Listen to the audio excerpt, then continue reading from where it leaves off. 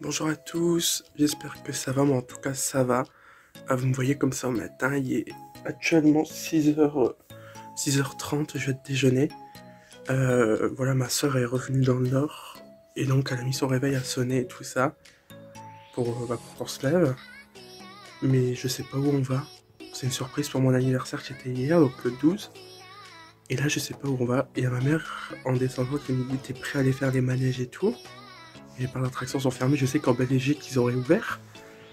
Mais ça m'étonnerait, j'ai à ma soeur, bah quand je m'habille, elle me dit, bah je sais pas, pour des vêtements assez chauds. Je me dis, ouais, d'accord, ok. Donc du coup, je sais pas où je vais, quoi. Je sais pas, j'ai une petite idée sur Paris-Montmartre, mais je suis pas sûr. C'est l'endroit où je voulais aller pour aller sur la tombe de Dalida et tout ça. Mais je sais pas. Ah, j'aime pas ça. Alors les amis, à ce moment-là, comment vous dire que j'étais encore dans le flou total, je ne savais pas du tout où on allait. Bon, j'ai vite compris qu'on ne prenait pas la direction de l'île ni de la Belgique pour partir sur la Belgique, qu'on a pris un péage pour aller du côté de Paris, donc là j'ai vite compris qu'en réalité on allait bien à Paris. Donc du coup sur la route on est passé devant le parc Astérix où on voyait les attractions et on est également passé devant le Stade de France. Abracadabra, nous voilà à Paris et oui là ce que vous voyez sur les images c'est certains quartiers de Paris où on est passé, mais rassurez-vous on est passé également devant le Moulin Rouge que l'on verra plus en détail après sur le vlog. Donc là les amis, on est arrivé au cimetière de Montmartre et j'attendais qu'une chose, c'était de voir la tombe de Dalida. Mais juste avant, on est passé sur une tombe très bizarre. On dirait que l'homme nous fixe en fait à chaque fois qu'on bouge, c'est très étrange. Et là mon rêve se réalise, je suis enfin devant la tombe de Dalida. Elle est juste magnifique, super belle. Je m'attendais vraiment à ça en fait. Juste un moment magique.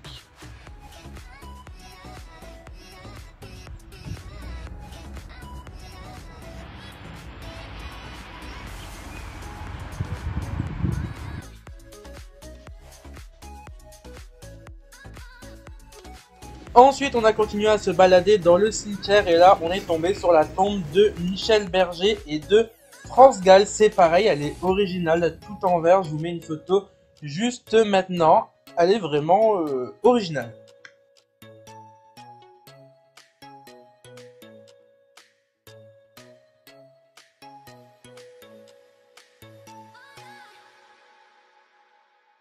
Ensuite, on est également tombé sur la tombe de l'ancien patron du Moulin Rouge, si je ne dis pas de bêtises. On est également tombé sur la tombe de Dick Rivers, comme vous pouvez le voir sur les photos.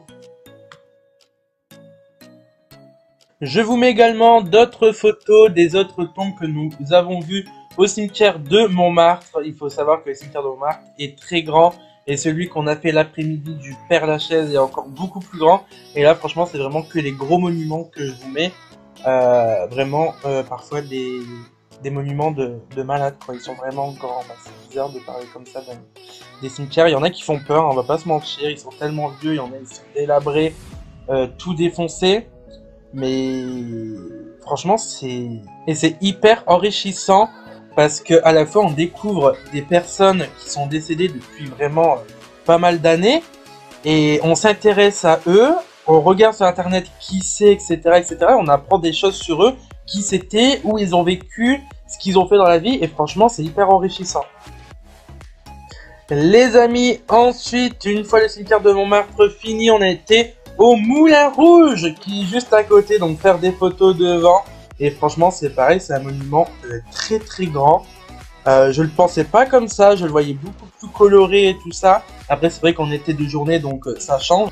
Et toutes les photos sont sur mon Instagram. Ensuite, nous avons été sur la place Dalida. Bah oui, Dalida a une place à son nom, où il y a son buste dessus. Et comme vous pouvez voir, c'est un peu jauni au niveau de sa poitrine. Et c'est tout simplement que quand on lui touche les nénés, ça porte bonheur. Et je me suis pas gêné.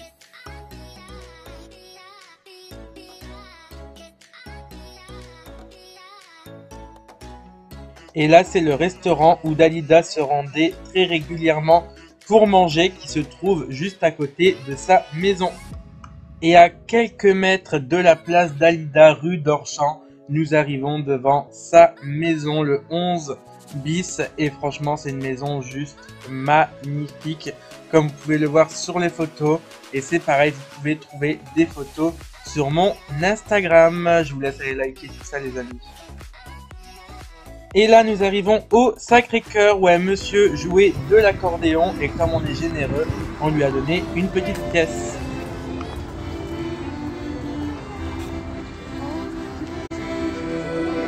Et là, chut, c'est la messe.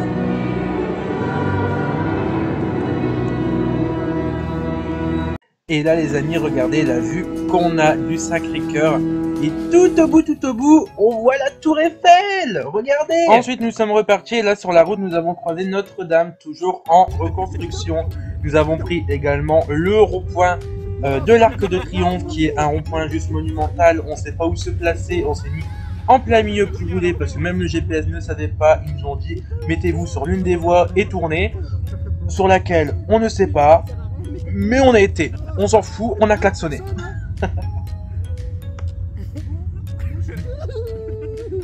Donc là les amis, après avoir tourné autour du rond-point, nous arrivons à la Tour Eiffel. Voilà quelques photos avec ma soeur et de la Tour Eiffel. Bon, c'est la Tour Eiffel quoi, hein, je vais pas vous la présenter non plus.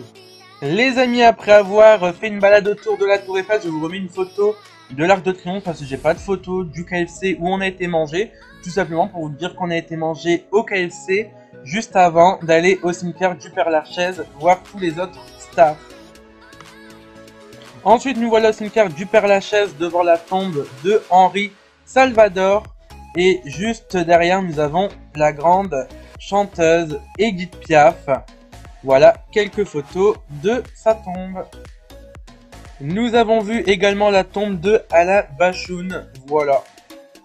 Nous avons vu également la tombe de Jim Morrison, qui est un chanteur qui fait partie du clan des 27. Donc pour ceux qui ne savent pas, le clan des 27, c'est tous des chanteurs qui sont morts à 27 ans à cause de la drogue. Et c'est la seule tombe qu'il y a une caméra devant, des grilles pour pas qu'on y accède. On peut le voir uniquement de loin comme vous pouvez le voir sur les photos. Il y a déjà eu une photo avec son fantôme dessus. Et vous allez me dire pourquoi Nico, il y a des grilles devant. C'est tout simplement parce que comme il est mort à cause de la drogue, certains fans viennent pour déposer de la drogue sur sa tombe. Et je vous mets tout de suite la photo qui a été prise du fantôme. Voilà. Ensuite, nous avons vu également la tombe de Michel Delpech.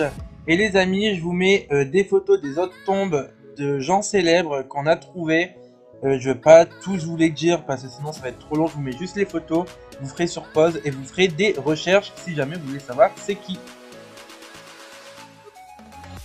Et là les amis, nous nous trouvons devant la tombe du célèbre Achille Zavata, le grand clown. Donc comme j'ai dit sur les réseaux, genre un petit clown comme moi qui va rendre visite à un grand clown.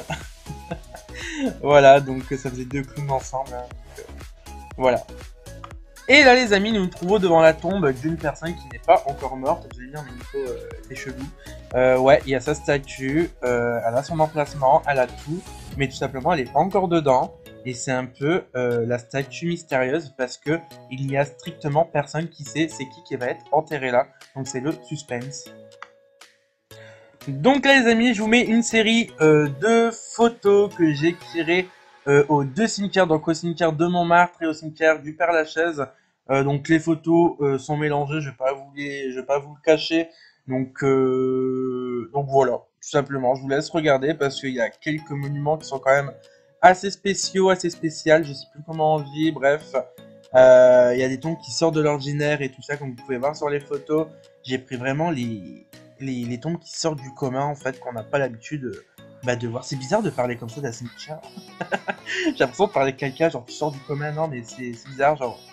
Voilà, je vous laisse regarder, quoi.